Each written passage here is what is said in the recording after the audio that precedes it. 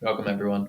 Today, we are talking about being a sole trader, which, as someone who has just spent I'm starting my second year now, but who has spent their full year being a sole trader for the first time, we're going to go into some questions I wish I had someone to talk to about. I actually did have you to talk to about this, but I just didn't have the questions. And I think you did ask me a couple of questions and I answered it, but you misinterpreted it, or there's something missing in your ability to understand what I was trying to say, because that's how knowledge works. Yeah. It's you have to have certain things to build upon the foundations of other things. So if I just say a terminology, I get the terminology, but you don't. My depth of understanding wasn't what it needed to be. Yeah, that's common in anything and everything. Yeah.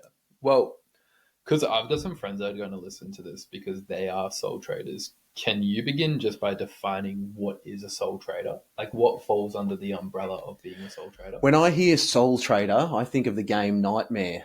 Have you Soul played Ranger.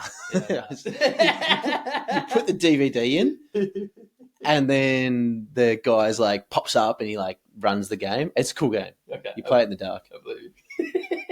It's in there. I've got it. Have you seen my board game collection? No. No, Is it extensive? it's very extensive. Sole trader outside of the A sole creepy man trader. You're a on the business screen. owner, all right? You are a business owner. You own a business and you manage everything to do with that business. And So, if yeah, so PTs, contractors, yep, contractors. contract work would probably be a really big one. So anyone that falls into contract work, as far as whether you're a video editor, whether you're a painter, whether you're a contract like concreter, like whatever it may be. Yeah, and more and more businesses, Airtasker, Yeah, hey, yeah, Airtasker. huge one. Yeah, love an A More and more task. businesses are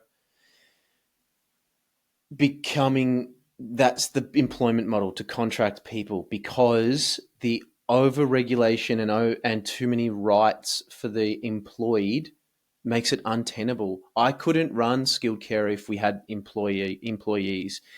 It would completely capture and abstract and change the incentives of the way that I approach the business, which would mean the outcomes aren't good for support workers and the outcomes aren't good for participants. And I refuse to do it. You're setting us up for success. Yes, Yeah, being a sole trader but also gives you a level of control that being a regular employee doesn't you quite. get choice. Yeah, You get choice, and choice is important. Choice is powerful. We talk about choice in our financial decisions and lifestyle decisions. Choice and making the decision, I'm going to go to work today because I want to earn that money. That's important. Lots and lots of models use contractors and and if you're running a side business as a hustle and you're making widgets and you're selling them, yeah, you're a sole trader. right. Okay, so this is a lot of people fall into this. We kind of touched on it just beforehand from like the flexibility standpoint, but what is the benefit? And you spoke about this, like as your business model, you employ contractors slash sole traders. What is the benefit of being a sole trader? Like the overarching umbrella of benefits that being a sole trader has. If you have an ABN, an Australian business number, you are a sole trader. So if you might be a sole trader and not even know it because you're just doing what someone's told you to do. My employer told me to get this number, so I got the number. Okay, how come I have no sick days? How come I have no superannuation? You're running your own business. You're responsible for those things. So, and that's why you get paid a higher rate, because you have to take into account all these different mechanisms within a business. So the benefits of being a sole trader are that you will earn a higher rate than an employed person. Can set your rates a lot of the time too, can't you? You can set your rate, and then the other person doesn't necessarily need to accept your rate. They can say no. Not willing to pay that. Yeah. Yeah. And then So you won't get that contract. the benefit is that you can you pay your tax later, so you have that money up front, and you can invest it, store it wherever you want, in a beneficial way. Comes with risk. If you spend all your money and then you get a tax bill for $15,000, you just set yourself back. Yeah. And most businesses start like that because you got to learn about it. You got to make the mistakes to learn about it. But that's what the video is. Don't make the mistakes. Yeah. The benefits are a large portion of tax deductibility from your income. On that, while you've just said that, what is a tax deduction? Because I had to learn this the hard way. I Yeah, had to learn. we all do. We all do. And I have arguments with accountants over this because they see it a different way. I don't agree. I don't agree that a car is a good investment. I don't agree that buying a $100,000 car is a good investment in your business, even if you save money. So the way that it works is a deduction means if you spend something on your business, right? Skilled Carer owns these microphones. Yep. The Skilled Carer bought them. Yep. That cost, let's just say, $1,000 for ease of use of numbers. If Skilled Carer makes $20,000, then that cost comes off my income. It's not free money. So now I only earned, yes, 20,000 came into my account through the year. I spent 1,000 on microphones. Skilled Carer only made $19,000. And now I have to pay tax on $19,000. Now, if I only make $20,000 and that first $20,000 is tax free, guess what? You just lost money because you're not deducting from tax. You only save money on your tax rate. So if you're making $200,000 and $50,000 on tax, let's just say you spend $10,000. So you make $200,000 and you spend $10,000 on a car. Yeah. Then you save that tax bracket worth of savings. So you save $4,500. Right. So the more money you make, the more useful tax deductions become. Okay. If you only make 50 grand and you spend $20,000 trying to write off costings, you've lost a significant amount of money, especially because it's opportunity cost. Where that money goes, it can't grow in value. You bought the microphones, they're now worth less. Yeah. That still, can I clarify that in any way? Because I've probably been pretty abstract with that. Now that makes sense. Like, I think that makes good sense. As long as people are aware that when you have a tax deduction, that's not coming off the tax you owe. I'm putting the tax rates up in this section of the video. The tax rates will be there. Yep. So your first $18,200 is tax free. Yep. And then it goes up to then your $45,000 to $135,000, you're paying 30 cents tax, which is a huge range. 30% tax between 45,000 and 135,000. The government changes these tax brackets all the time. It's massive. Like, what's 40? You said $130,000. 135. Yep. Yeah, this is a $90,000 range that people are in the same. Majority of people are in that range. Yeah. So if you 30 cents on the dollar. So if you make 130 grand and you spend 60 grand on a car, you don't get the car free. It's not a tax write-off. What happens is, and you can, if you were to do an instant write-off, which it's normally delayed over years, and so you're only saving a portion on that tax every year, because the reason accountants do that is they assume you're going to make more next year. You're always going to make more. Question on this, by the way, just for the point you just made out of immediate tax write-off. Considering I'm planning and working towards paying off around $18,000 of debt off my car this financial year, would it be beneficial to do that as a immediate payoff of my debt, or as immediate tax deduction? You've already bought the car, so that's already been calculated in. It's already in your deductions. Right. Yeah. So your costs to run your vehicle, that's really beneficial for reducing your tax. We need to come back to that part. The car specifically? Yes, the car specifically. Yeah, because this is a huge one for support workers. And let me just clarify the purchasing of the vehicle. So you buy a car, and I've made it very difficult with the numbers I'm using. A $60,000 car, 30% is going to come from that because you're in the 30% tax bracket. You made 130 grand. Now you're only making 80,000 off. 70 grand because the money comes off it. But what's 6 times 3? $18,000. So it costs you $42,000 for that car. for the $60,000 car, Right. right? It's not free. It's still costing you $42,000. That's a horrible investment unless it's a utility, unless you're a tradesman and you need a reliable, very good car, and support workers do need reliable transport, yes. But do you need a $60,000 car, or will a $20,000 car do the trick, or 30? You don't. It's a want, not a need. Yeah. It's not a need. It just isn't. Okay. Well, My car's worth $23,000. Yeah. I never thought I'd say, but like for a good period of time, my dream car was a 2007 Honda CR-V.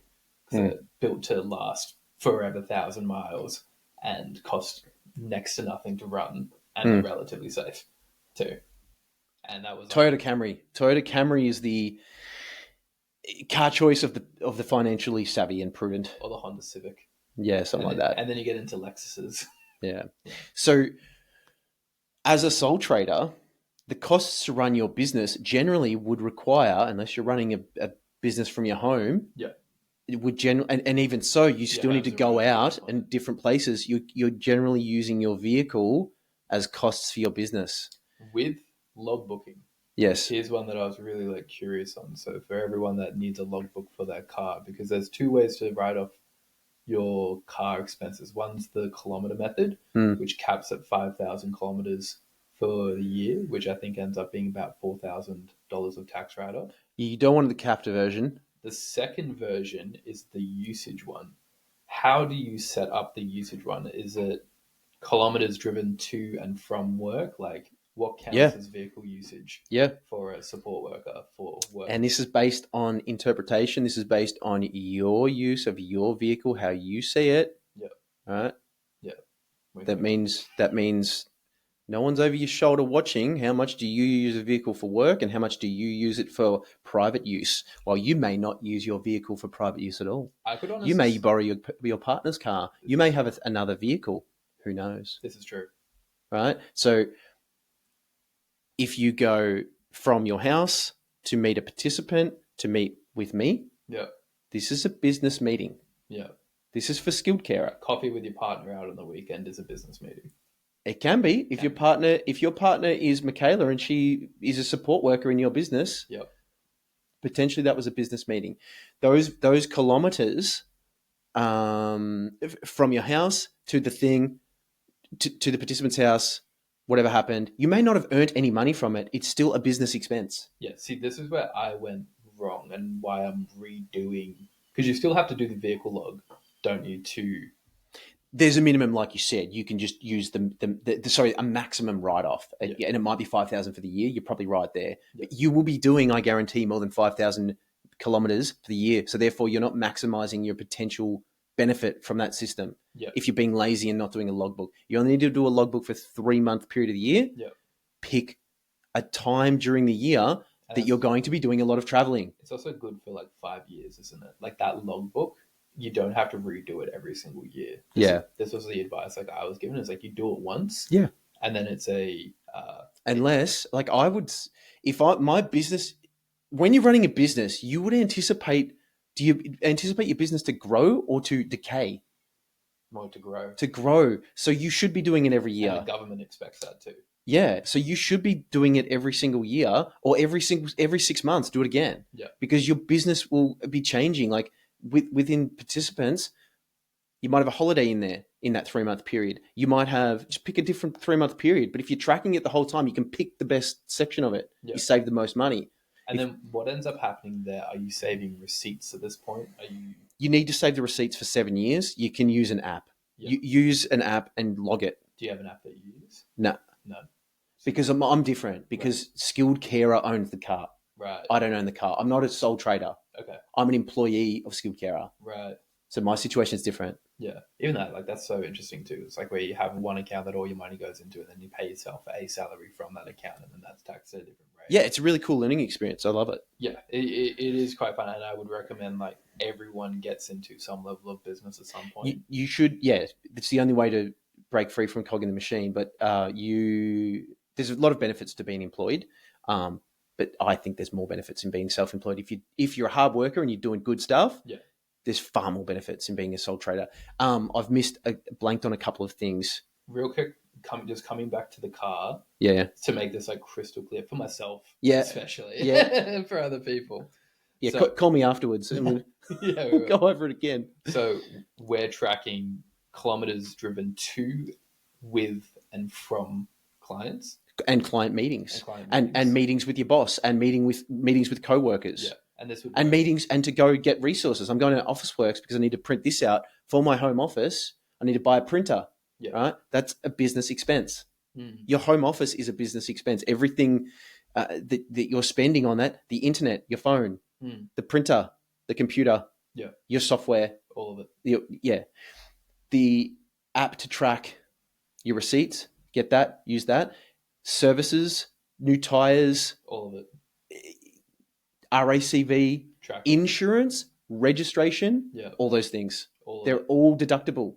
Your car is your biggest expense as a support worker, and as a tradesman, majority of businesses, the majority of this expense is going to be, unless you're a bookkeeper, then it's probably going to be your office. But you might be doing client meetings and things. So you log all that. All right. You get your 3-month period, and you find out, well, I did 5,000 kilometers travel. 4,000 kilometers were for business. 1,000 was for personal use. That's 80%. 80% of your vehicle expenses are for business use. That means all your expenses, you can deduct 80% of the costs of running your vehicle over that year. So that's why you need to keep a spreadsheet, ideally, or the receipt app, and you're logging all the receipts for the cost of your vehicle, petrol, and all the things I just mentioned. 80% of that cost, and it might be $5,000 for the year with your insurance and petrol. It's probably more than that. It's probably like it's probably worth like 10. Yeah. And if you've got a vehicle that you're using and you've just purchased it, then you can deduct that as well. But it will probably happen over the course of 3-5 years. Yeah.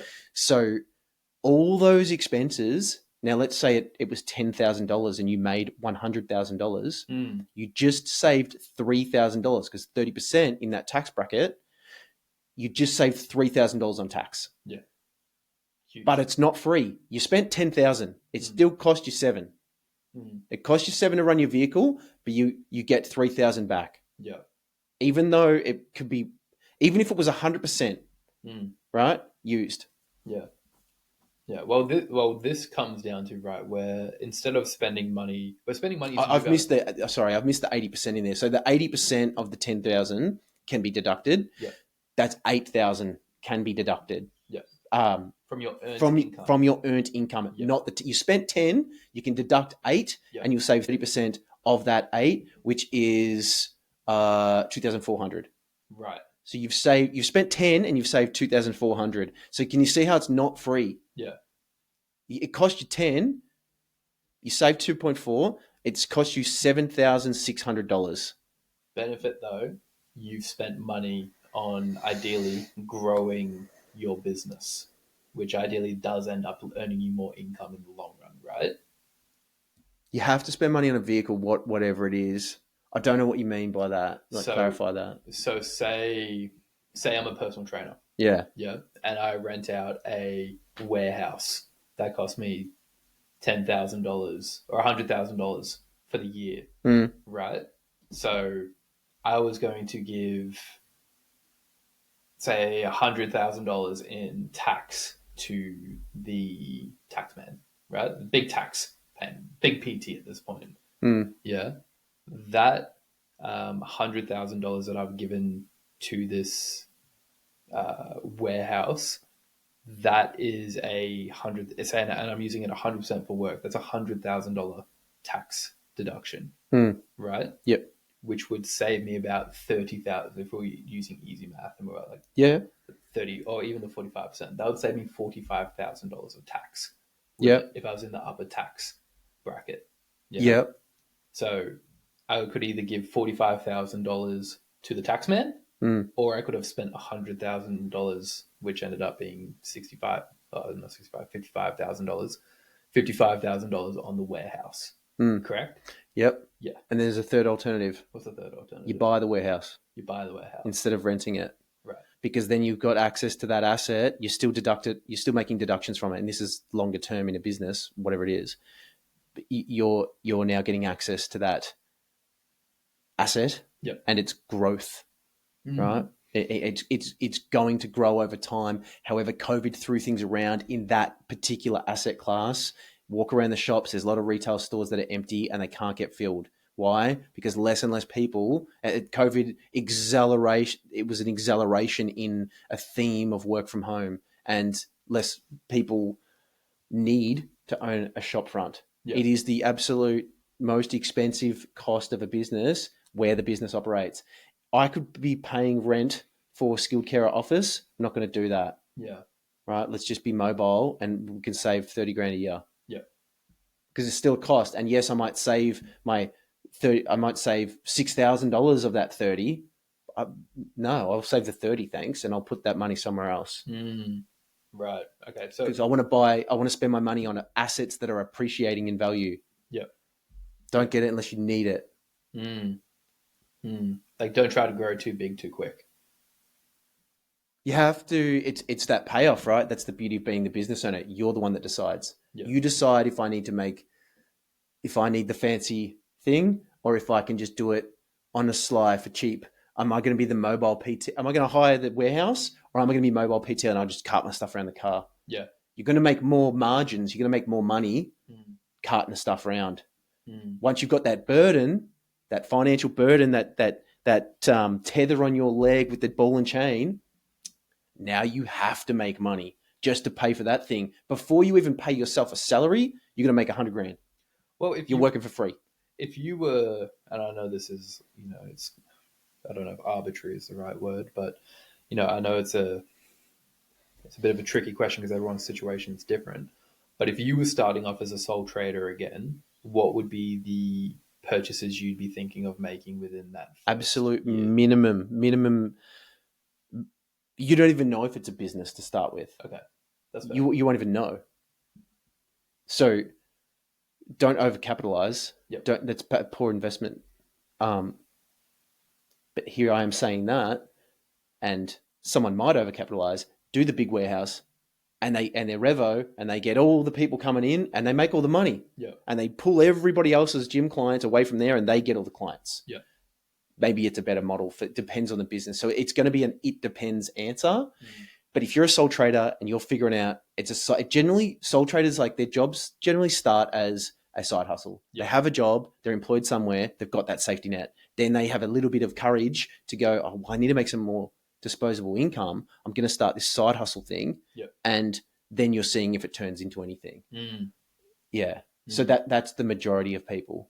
Yeah. Well, then, like, on that, just in general, like your first year as a sole trader, I found it really interesting because it was the first time in my life where I realized I can work at any time of the day that I want. And I can also set my schedule up how I want it to be. Yeah, it's cool. And I also realized work can fall through really quickly. Yeah. And that it can be... And that doesn't matter what business it is. No. And it's like your money can be... You can make $1,000 one week, you can make $4,000 the next week, and you make $200 a week after that. Yeah. And it's just like... It's such a interesting emotional journey to go on. But that first year as a sole trader, how would you suggest... Because you've been a sole trader for what now? Like... I was a sole trader at 18. Yeah, right. Wow. And then I was working for a guy who did landscaping sort of for the government contracts for the train system. Yeah. Yeah, I was paid a contractor rate and I would send the invoices in when I worked the shifts. Yeah. So as someone approaching 2 decades as a sole trader, not to age you too much, but it's someone who's approaching 2 decades. Not to do that, but I purposely did it. What would you suggest now to people in their first year being a sole trader? I would lower your expenses. You don't need the apps. You don't need the Xero software. You don't need it. Yeah. You can you're going to learn more if you figure out. Just get an Excel spreadsheet, Google Sheets. Don't even get Excel because you got to pay for that. Yeah. Google Sheets on Google. Google Sheets, and just start writing stuff down. Document it all. Figure it out. Yeah. Now, my understanding of the margins of the business and how what's a lucrative and it's not necessarily about being lucrative. It's about being sustainable. If the idea isn't going to make money, don't do the idea. Yeah. And lots of business people don't understand the margins in their own business. Mm. And what the hell are you doing? How do you make decisions if you don't even understand the margins of what you're trying to do? Mm. You can't. What would you say then, like, is a good testing period? Like 3 months, 4 months, a year, For whether it's a business, for whether or not this business would be sustainable. yeah, like this is a holistic approach. If you're doing it because you love it, it doesn't matter. It Yeah. doesn't, but the money does matter in how sustainable it can be. But If you're a I drop shipper guess just hustling for fun and I'm not giving very definitive answers here, and I do have very specific ideas around this stuff. Like I'll tell you straightforward: don't put your money into a frigging car. yeah, Don't put your money into a shop front. You don't need it. yeah, The world's online now. Look it up. it is. It's everywhere. People spend 60% of their time on the internet and 40% of their time engaging with the real world. People, Yeah. people are on the internet more than they are engaging face to face. People are in the real world, immersed in the internet, walking around the shops. Yeah, yeah. Well, that's Probably, what I'm meaning. Like, I'm probably one of them. they're spending so much time digitally. Yeah, well, it's hard. Like, you're into cryptos and investments, and like you're looking at them. You're running a business. You said to me the other day, it's a luxury that I have that I can not have my phone on me. Like, I haven't looked at my phone in the past like 4 hours, and I feel great. Yeah, I don't understand how you do it. Yeah. I've looked at it while we're filming a handful of times. It's trained. It's But difficult. I need to know what's going on. First year as a sole trader. Yeah, you want to deduct your car. You want to track your car, deduct your car. Don't over invest and over capitalize into a new computer and all the new things. Just run low expenses. I did that. I bought myself a brand new iPhone 16 Yeah. when it came out. Well, it's a business, basically this is free. Literally. This is literally free. This like, is an investment in me. Yeah. My Motorola, right? My Motorola cost $180. Yeah. It's fine. I don't need an iPhone, dude. My iPhone 16 cost me $1,400. It's not worth it. And it's the same as a Hey, good on you'll succeed because you're humble enough to admit it, right? It's so dumb. I told you, I'm frugal. I'm a tight ass. I do think a lot of people need to make silly purchases like a car or a house, unfortunately, to realize that they're not that important. Like, you need to buy. It's a lot easier for me to go, oh, I've driven a $30,000 car, and now I know I'd be comfortable driving a $10,000 car because I've driven a $30,000 car. Yeah. But if I'd only ever driven that $10,000, it's hard to go backwards. I'd be like, yeah, it's hard to go backwards. I actually think it's easier to go backwards when you accept that you were going forward in the wrong direction. Like, if you're using going forward in the wrong direction, yeah. It's like J. Cole says, like, you can go a long way, but you went the wrong way. Yeah. And sometimes that realization is like the most valuable thing you can go. Like, J. Cole's a rapper. Yeah. Yeah, cool. J. Cole's one of my favorite artists of all time. Yeah. Speaking of, like, non-smart investments for a sole trader, I am getting a new tattoo. Yep. Tattoos are the worst investment ever. I've got them too. Like a month. I wish I never got them. Why so serious? Yeah. Why? Don't be so serious about it, Ryan. As a teacher. But yeah, so you're saying don't overcapitalize by buying all the brand new equipment, by you don't need it, overreaching for a car. Try to stay like decently below like your margins. Let your margins dictate your spending. So it's like if you're making, I don't know, spending 5,000 just to develop frugal, smart, financially savvy habits. Be financially intelligent. Yeah. Yeah. Don't spend the money on anything, even in anything in the business. Like, you can get by without it. Anything in the business, all these subscriptions and Henry and all these, like, yeah, Henry's a big one. They're nice, but you don't need it. You can track whatever Henry's doing. You can do that yourself. You're just sacrificing time and you're making it easier upon yourself, but it's costing you money to do it. Well, at what point, this is a different conversation. Actually, this kind of ties into workload and stuff like that. And the next two questions were tools, technology that will help you. And then also workload, how much is too much? If you're using an app like Henry, and I don't understand Henry, I've never used it. So. I don't know it enough either, but I know it's basically like it's for sole traders. It creates invoices and it will reconcile them. The reconciling bit is just, you've written an invoice. How do I know whether it's been paid or not? Yeah. because otherwise, how do you chase up invoices that haven't been paid? Because as a business owner, I make mistakes and I sometimes forget to pay people. Totally. You better tell me, because if I've forgotten, it's not malicious. I just forgot. Yeah. Because you're human. And if you forgot too, or you're not tracking it, you lost money. Gone. Yeah. But if, say, a piece of technology like a receipt tracker for that's useful. your car. So there's free ones. Yeah, exactly. There's free ones. So if you're using something like that, let's say you pay $10 to it, and it buys you back an hour of your time. And right now, as a sole trader, you're trading an hour of your time for, say, $100 an hour. Well, it's actually worth, in my mind, and jump in if you think this is if you have a different opinion. If that $10 is going to save me an hour, and I can make $100 in an hour, then I've just made $90 and saved myself an hour. I see what you're saying, but I would argue that you need to put the time and effort into learning how it all works. So don't use the app during your first year. Use the app, but it's going to cost you nothing, right? So it might save you that time over the year. Sure, it's probably not all that bad of an investment, but the mindset towards it's what's the bad thing. Because then you start justifying every single expense like that. Yeah. Whereas I don't have any. I pay for zero because there's no way I could do it without accounting software. Yeah. And even though I've got zero, I run my own spreadsheet with everything on it. Yeah. And my life is on that, even though zero has it all, because I understand this. And that helps me understand margins and situations and what's happening within different elements of the business and my expenses and whether, So I would just argue that I'm sure whatever it is, you can do it for free. And when you are a sole trader, you have time. Like you have time to, pay yourself the $100. Yeah. Don't buy back your time. You're probably sitting on the couch doing nothing anyway. Get off your ass and do the accounting stuff on the computer and just track it on there. Well, this bleeds through really well into the last question that I had down here, which was workload. Have it all of it on your plate. Work 8 days a week. Well, that's the question, right? Like, how much is too much? And it's such an individualistic answer. It is. Like, no two people are going to have the same thing. Because, for example, Ryan, you in I don't know if it was this episode or last episode, you were talking about how the work is the reward for you.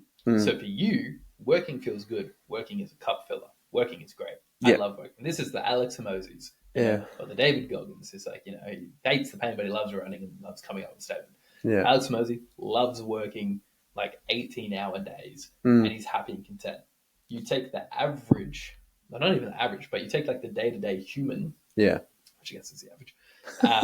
They're gonna crumble. You take someone who's used to working. You got to ratchet it up. Yeah. You got to ratchet it up. If you're doing nothing and you're like, I am applying for my first job. I'm going to do 40-hour weeks. I got sick in my first year of teaching 5 times. Yeah. I was in bed by 6 p.m. every night for the first 2 years because it's exhausting mentally and focused more than anything. It's not your physical energy, it's your mental focus that is exhausted and needs that recovery time. So you've got to ratchet it up over time. You don't jump on the bench press and go for 100 kilos your first day in the gym. I did.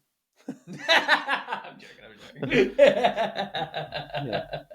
But I hear you don't just dive all the way in. Like people say, jump in the deep end. So that's how people. Yeah, it's an analogy, but it's used in the wrong sense in that aspect. But yeah, I would suggest it's sustainable to ratchet it up. But jumping in the deep end, put yourself out of your comfort zone. Yeah. Give something a go. Do something that feels uncomfortable. You'll grow from it because it's the discomfort that causes the growth. For you, because you were someone as well who went from teaching while building skilled carer to then transitioning full-time into skilled carer. And I believe you're a lifelong teacher. You might not be a teacher in like the general. I might teach, but people might not listen. Yeah, exactly. This podcast, but listen to it. I'm sure you are. Anyway, going from teaching employed job, government employed, right? Yep. Yeah. So going from government employed to I'm a business owner and sole trader. Can you tell me a little bit about that transition? Like, when did the jump happen? Yeah, so I built up long service leave of 7 years. when you work for 7 years, then you get a long service leave. It might be 10 weeks, and that continues to accrue when you're in the same job. The Department of Education happens to be that if you can work for different schools, and that will still accumulate. So because I'd sacrificed the time to earn that, I could have taken a term off, and I could have sat on my ass, or I could have gone overseas. I could have gone to Europe, Euro trip, right? But I don't take holidays. Were you tempted for Europe? Not at all. No. No. Didn't want to go to I don't like holidays. Like I'm a productive person, but I feel like, I just don't like holidays. Holiday suggestions in the comments for Ryan. Take a day off from yourself, Ryan. Laying on a nail bed. Ryan's holiday. So, because I put that time in, I had a term's worth of time I could take off, and it just happened that it was made sense because I was working 7 days. I was doing Saturdays, Sundays, Wednesday nights, Thursday nights, and teaching. Yeah. I wasn't doing stayovers. But I did do that for a period of time that sucked. I bet. I took a term off, fourth term. So I got 2 weeks before the fourth term, a 10-week period, then a 5-week period over Christmas. So I had 17 weeks. What's that, like 5 months, 4 months? Of paid work, of paid time. Yeah. So, was that? 4 months, 5 months? Yeah, I don't know. Yeah, I don't know. 17 weeks to see whether it was a thing, right? And I put all this time into making these courses and putting this work and getting in contact with people and coming up with ideas and employing people or having conversations and seeing if there was work available. And nothing happened for the first two months, really. Nothing. Was that scary? No, I was like, I just don't know whether it's going to be. And you know what? In honesty, I knew it was going to work. I just did. I just knew because I'd already put the work into it, knowing that, look, worst case scenario, I know I can survive even without employing others. I know I can survive, and that was what I was mainly wanting to do. I was trying to work the subcontractor model and trying to employ people because I knew the ability to leverage that other people's time. I'm the hub of information. I can be a bigger impact on others and on the world if I give my knowledge through a thing that I only need to say once through the course that will spread and proliferate everywhere else, and that will be a better extension of me and a better use of my time than me just quitting it as a teacher and doing support work. Great, I'll still make phenomenal impact on those people that I work with, but I can't touch more and more and more people. I can't touch 50 participants. Yeah. I can only touch a small handful. Yeah. So it expanded your impact. It expanded my impact, and I leveraged my knowledge to expand my impact. The thing that's often misunderstood in business is that luck and timing. Always. If I tried to do that same thing now, it wouldn't work. Yeah. Maybe it does work, but you don't know. I don't think it works. Yeah. I think it would have been very, very, very difficult to work. Also, phases of who you are at certain points, right? Like, I know, and I've met so many PTs that are doing like 5 a.m. until 8 p.m. PT's the worst job, man. I'm sorry, but I just think I was a PT. I'm a qualified personal trainer, and I couldn't justify charging my time to train someone else. I was a whippet. I didn't know what I was doing. It just, the hours suck. You got to pay rent to the gym. The gym wins because they get to put on 20 trainers who all pay rent, and then they get to offer all these different specific trainers to the members. Yeah. And you're now competing against all these other people, and you're competing against the gym because they've set you up in this position. It depends who you are. Yeah, of course it does. And the small percentage of successful ones, they make it big and they do great. They do great. But majority aren't. We're not all special. Unfortunately, we're just not special. No, we're not that special, and we are human. I'm a big believer. I hijacked that. Sorry. No, you're good. Like I'm a very big believer. Like, as humans, our whole goal is to self-actualize. So that requires us being put through some fire at some points. And I think when you're becoming a business owner, you're actually on a journey to self-actualization. 100%. And you'll change over that journey. You will. Inevitably, because life does that to us. And like at certain points in our life, like, during your 20s when maybe you don't have kids and maybe you don't have the house mortgage and stuff like that, you can pull the 16-hour days and like bounce back from it. Yeah. But then as you accrue a bit more knowledge, you realize where your boundaries are. Like, Your values and principles change too. so much. When you have kids, you no longer value work as you once did. You value time with your family. Yeah. And when you have a family, if I had a family, I don't think skilled carer is the same as it is. I just don't. Yeah. It does, because You're not the same. it's my family, it's my energy, it's my time. I only have a finite amount of time, and not using it to read the books and do the business is an opportunity cost. I can't do both. I've No. only got a finite amount of time. Oliver Berkman says, decide in advance what you're going to suck at. What are you going to suck at? Yeah. Yeah. So And then not do it, not do the thing. yeah. So if it's like, you're going to build this business for the next 5 years, or even less, like if you're a sole trader and you're going to give this thing a really good crack for a year, you might not be able to stay on your 6-day-a-week health regime. Yeah, that's right. You might not be able to go out and date during this period That's of time. right. You might not be able to go on that holiday. But again, You might be able to do them all. You're going to do them at 50% capacity. Yeah, exactly. So this is where like the whole periodizing thing comes into it as well. Where it's like if you're a sole trader and it's your first year, maybe work as many hours as you possibly can and see what that feels like. Put the Say yes to things. You've got to say yes. Don't be put off, and that's when the jump in the deep end thing makes sense. Yeah, do it. Try it. Didn't work. I realized I couldn't do it. When I was going on those camps, so me and Ryan, we did a NDIS camp together. When we did that, I was terrified. Yeah. I wasn't terrified, but You had to spend 4 days with me. Yeah, totally. Yeah, it's just bro, and I was gonna get like my booty kicked at Mario Kart, like 4 days in a row. Yeah. And no man's ego can really handle that. But it was slightly scary. But then doing it, I'm like, oh, I have this new capacity. So find out how much work you can actually take on. Almost let it crush you, and then go, okay. So Well, how else will you know where your limit is? Like you said, learning those boundaries. exactly. I do believe, and I feel like you'll have some pushback on this, I do believe the reverse is also true, though.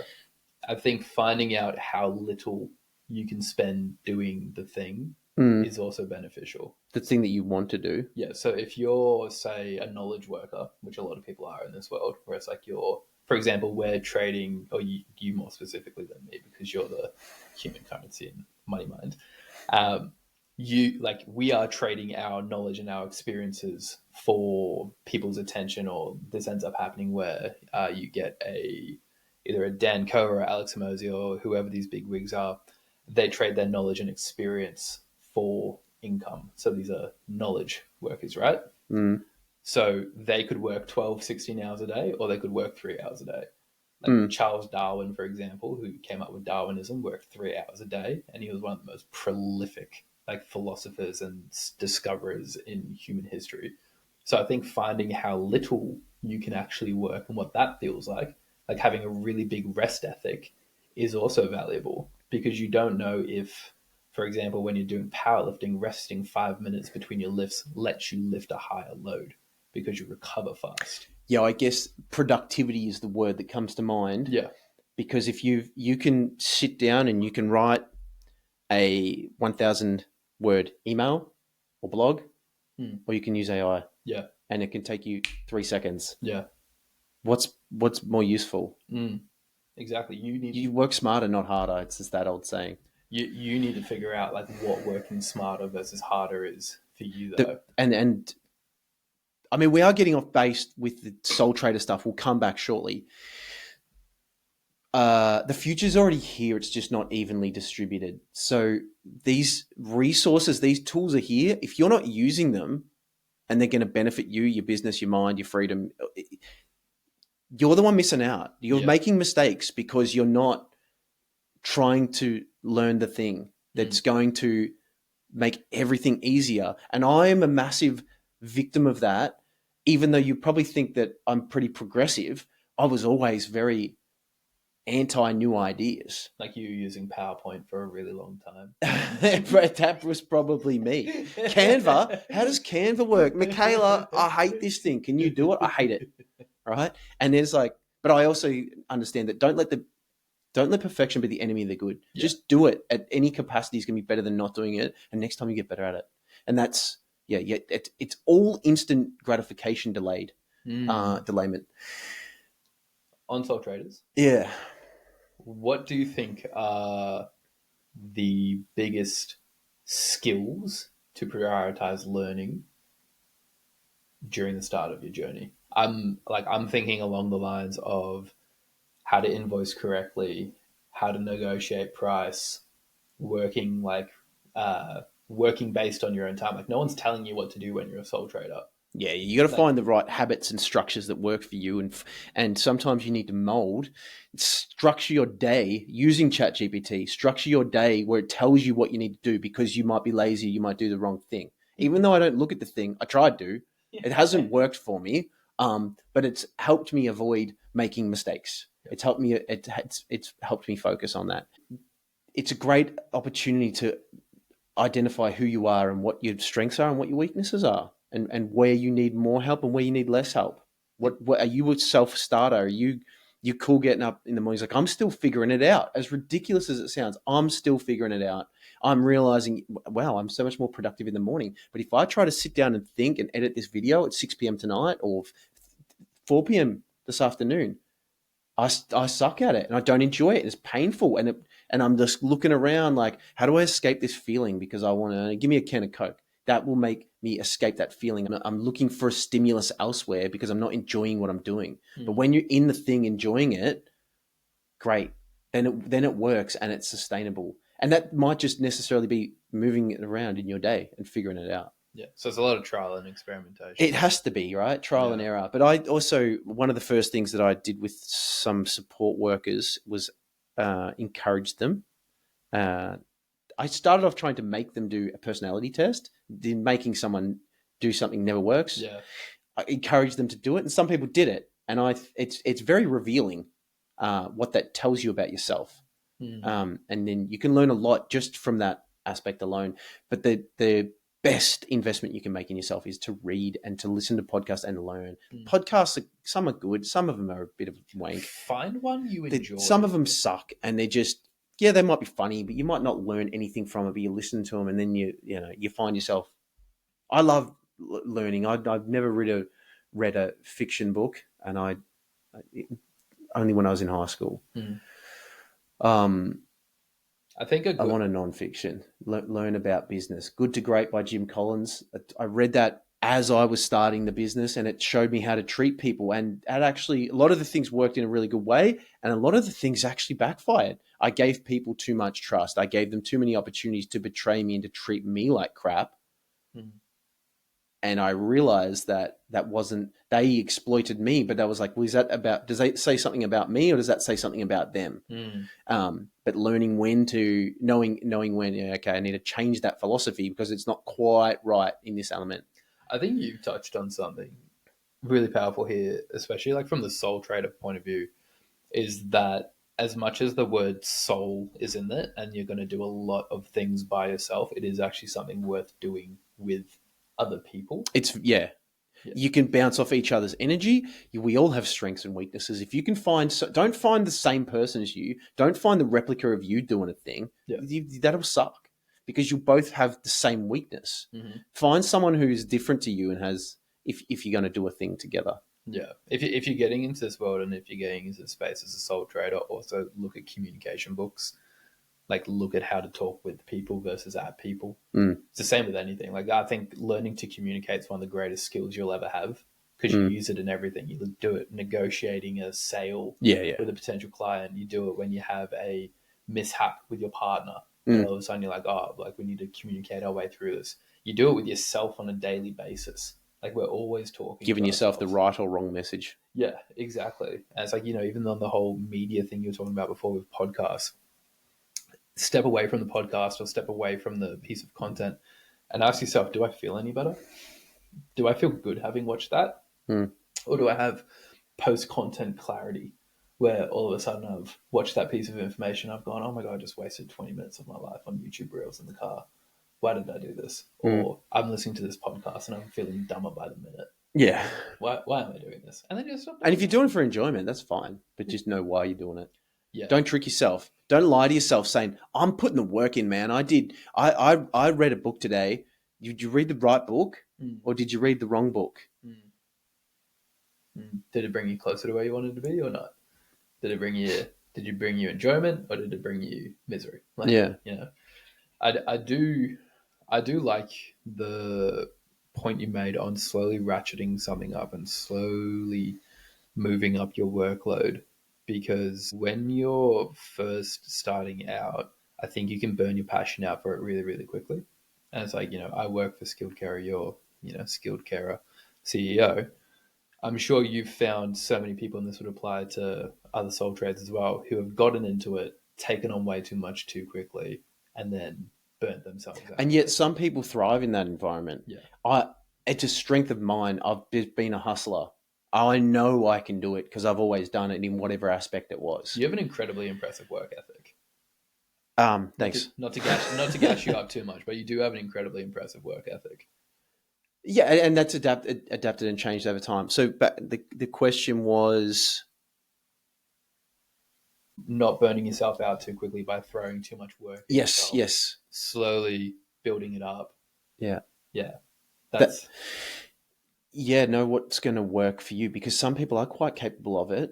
But generally, I'll test a worker the way I view it in others is I'm going to give them a couple of opportunities. Some will be harder than others, but if they thrive from it and you're like, wow, I thought that was going to be challenging for them, and they thrive in it, yeah. then that's like, well, they deserve the next opportunity too because they're still coming back for more. Mm. Um, and there's a steep learning curve, particularly in support work. So starting out in support work, you'll never know. You'll never understand disability.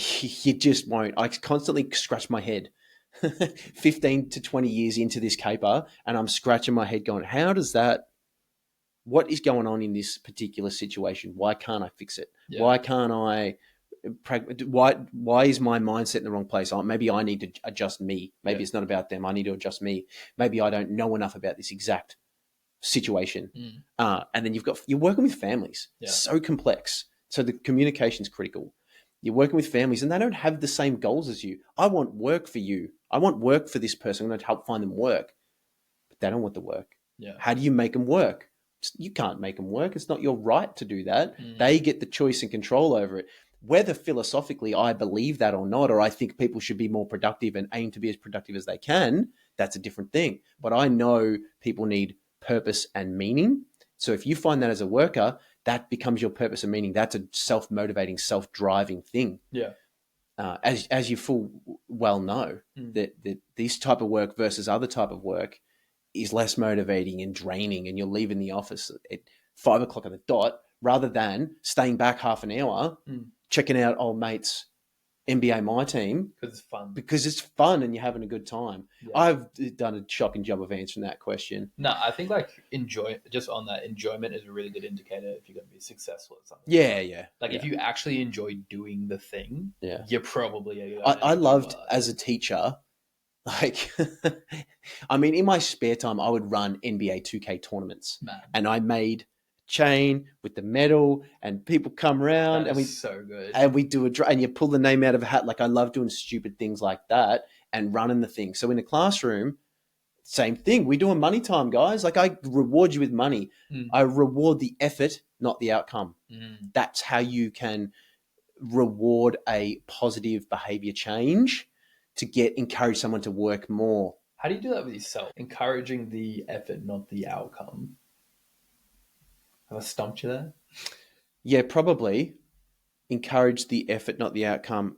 I I don't know if I'm the best person to answer it. I track it. Yeah. So I've personally found I'm getting more done the more I'm allowing myself to actually enjoy the work Yeah. rather than forcing myself to do it, by finding ways to actively reward myself along the way too.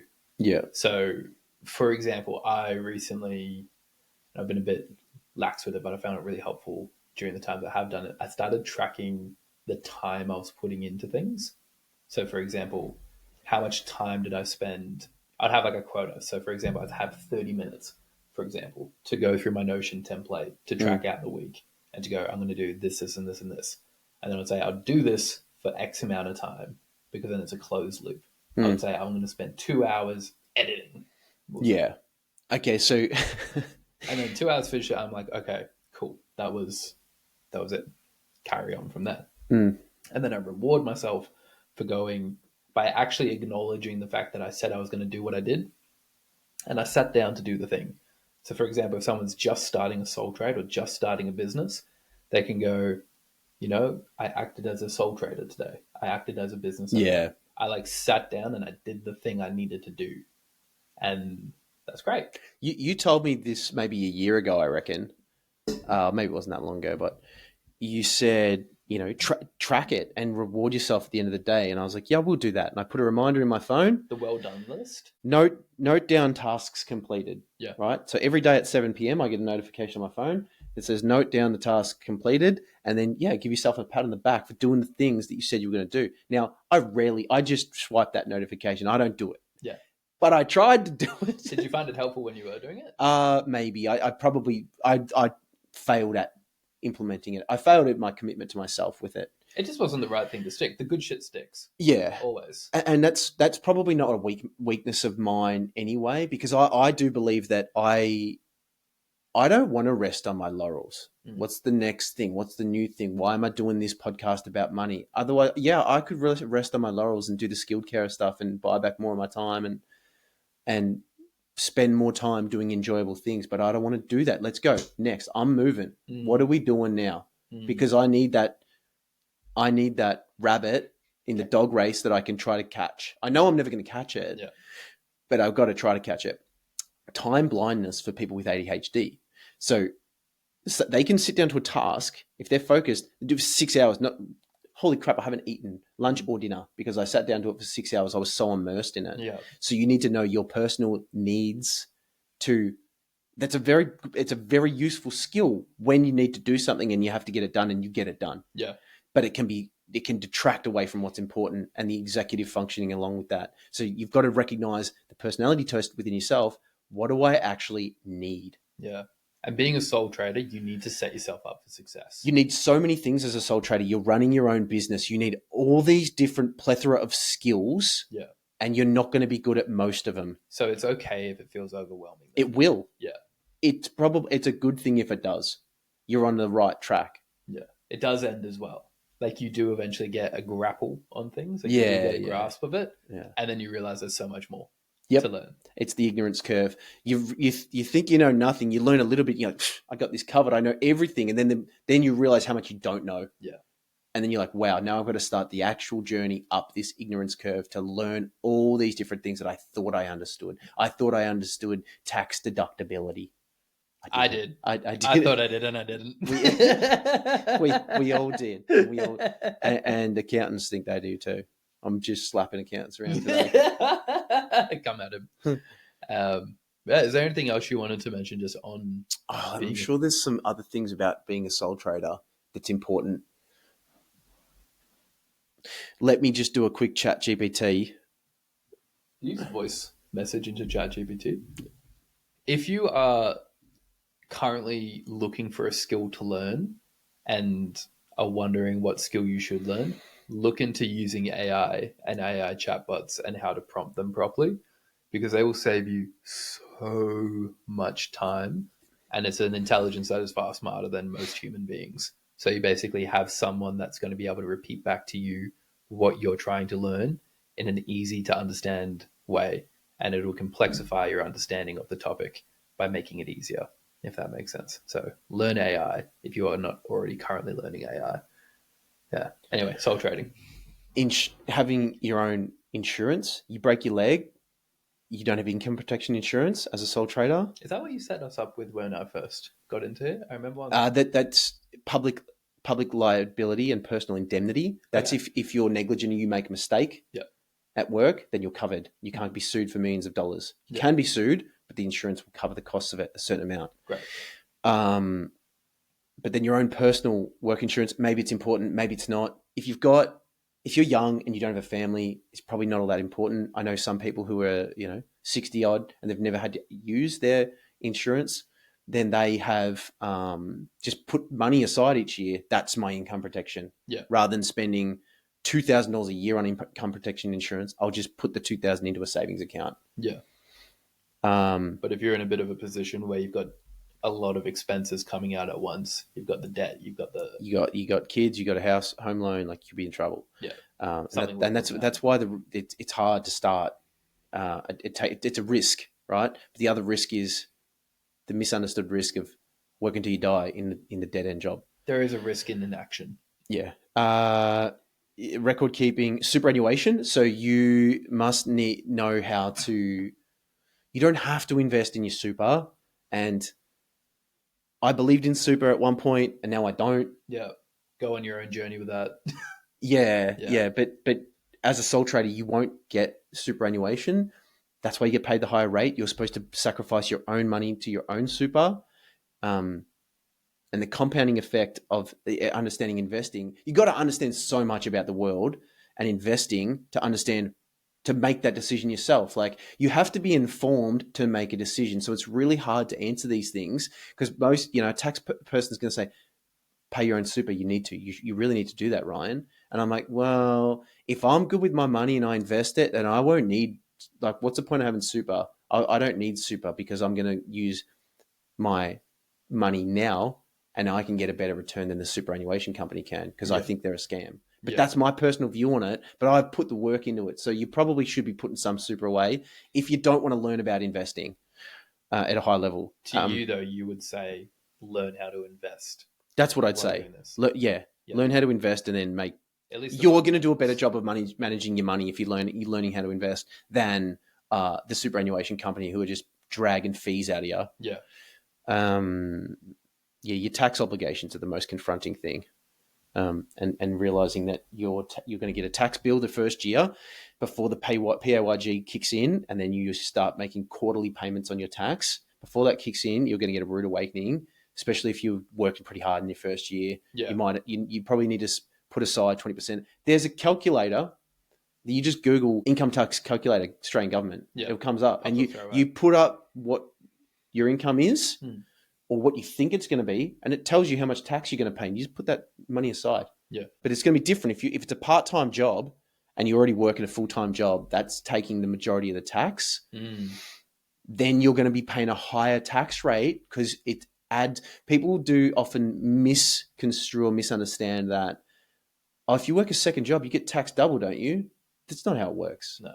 If whatever your tax bracket is, if you're making 80K and then you go and make 20K as a sole trader doing a side hustle, you just pay the tax rate from the 80 to the 100K. You just pay the same tax rate, which is 30%. Yeah. So 30% of that 20 grand is going to be taxed. $6,000 is going to be taxed.